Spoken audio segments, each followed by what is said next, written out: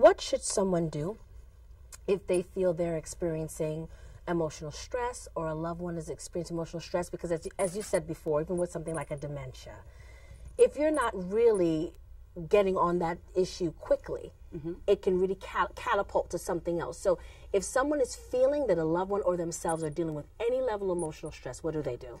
Okay, first you talk to the person.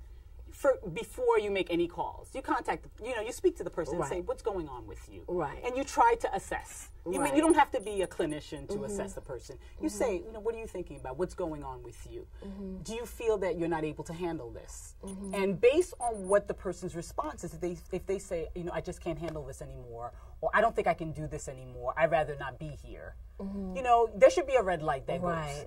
And, that means that the person is thinking, they're having suicidal thoughts. It doesn't mean that they have a plan. Right. But it means that the person is feeling helpless, maybe hopeless.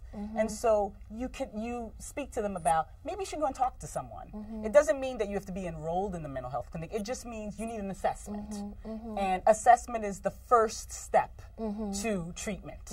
So you call a mental health clinic, or you take, if you feel that this is a crisis, you may need to call 911. Right. You may need to call 911. But if it's not severe, you make an appointment at the mental health clinic. The appointments are, it takes 2 visits for an assessment. First you see a therapist, and just like I'm talking to you, this is how we speak to the patient. We find out, we get a general history, we find out what the issues might be. The person is then referred to a psychiatrist.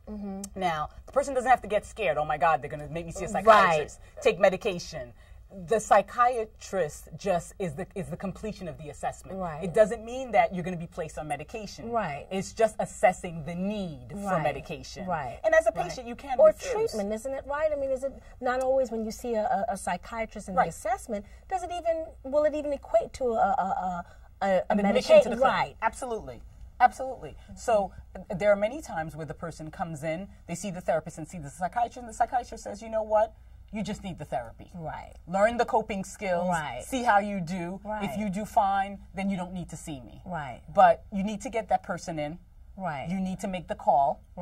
And we accept referrals from any source. From hospitals, from friends, from siblings. Even if you yourself feel, I just need to talk with someone and I think I need to be assessed. Absolutely. Just give us a call. That's great. So where should they call? What number? They call 718-604-5281. The person will speak to a secretary who will then forward the call to a clinician.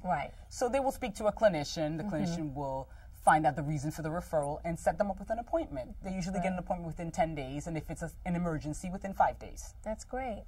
Martine, thank you so much for talking with us today. Thank you so really much for having me. You're very welcome. Thank you for being with us today on Health News You Can Use. Please tune in next month as we feature a special 2-part series on health disparities among teens with our special Teen Roundtable featured in August and September.